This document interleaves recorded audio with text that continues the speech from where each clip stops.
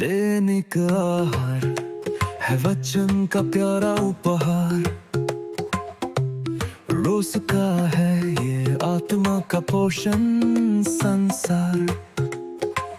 हर शब्द में छुपी है ईश्वर की पुकार। आओ सुनो समझो जीवन में लाओ प्यार।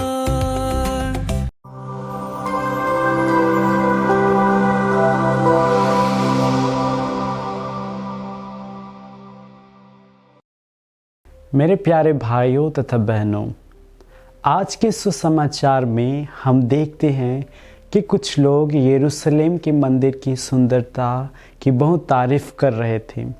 वे कह रहे थे कि यह मंदिर कितने सुंदर और कीमती पत्थरों से बनाया गया है।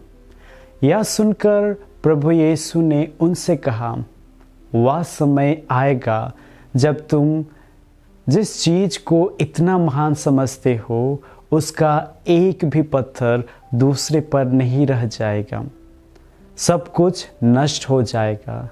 इस प्रकार यीशु ने उस मंदिर के विनाश की भविष्यवाणी कर दी। पुराने विधान में हम देखते हैं कि राजा सुलेमान ने बहुत सुंदर और कीमती पत्थरों से एक भव्य मंदिर बनाया था और लोग उसकी भी बहुत प्रशंसा करते थे। लेकिन बाद में राजा नेबुकदनेस्सर ने उस मंदिर को भी नष्ट कर दिया। सोचने वाली बात है, जहाँ ईश्वर की उपस्थिति थी वह मंदिर क्यों ढह दिया गया? इसका उत्तर हमें विधि विवरण ग्रंथ अध्याय 30 पद संख्या 18 में मिलता है। जब इस्राएली लोग 40 साल के बाद प्रतिज्ञात देश में प्रवेश कर रहे थे, तब ईश्वर ने मूसा के द्वारा कहा, यदि तुम मेरी आज्ञाओं का पालन करोगे तो जीवित रहोगे, पर यदि तुम मेरा कहा नहीं मानोगे और दूसरे देवताओं की सेवा करने लगोगे तो तुम नष्ट हो जाओगे। ईश्वर ने पहले ही उन्हें चेतावनी दे दी थी, लेकिन इस्राएली धीरे धीरे आज्ञाओं का उल्लंघन करने लगे, अन्य देवताओं की पूजा करने लगे। मंदिर में ईश्वर की उपस्थिति थी, फिर भी उन्हें उसकी परवाह नहीं थी। इसी कारण उन्होंने विनाश को अपने ऊपर बुला लिया और अंत में सब कुछ नष्ट हो गया। इसी प्रकार नए विधान में ईश्वर ने किसी मूसा के द्वारा नहीं बल्कि स्वयं यीशु लोगों से कहा कि ईश्वर की आज्ञाओं का पालन करो।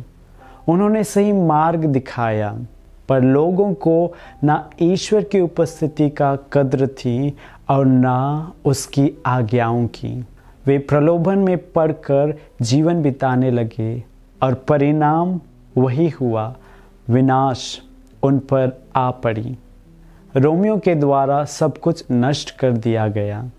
मेरे प्यारे भाइयों तथा बहनों, ईश्वर इस घटनाओं के द्वारा हमें अपने मंदिर की याद दिलाता है।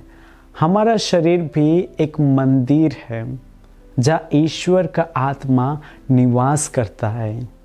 हमें इस मंदिर को पवित्र रखने की जिम्मेदारी दी गई है और यह तभी संभव है जब हम ईश्वर की आज्ञाओं का पालन करें।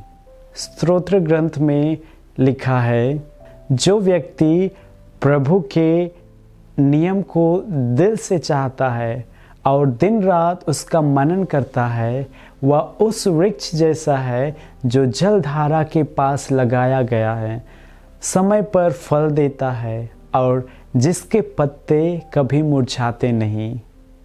अब जब हम आगमन काल में प्रवेश की तैयारी कर रहे हैं, तो आइए इस समय से पहले हम अपने मंदिर को हर बुरी चीज़ों से दूर करें, ईश्वर की आज्ञाओं का पालन करने की पूरी कोशिश करें, उसकी उपस्थिति को नज़रअंदाज ना करें और अपने आप को सदा पवित्र रखने का प्रयास करें।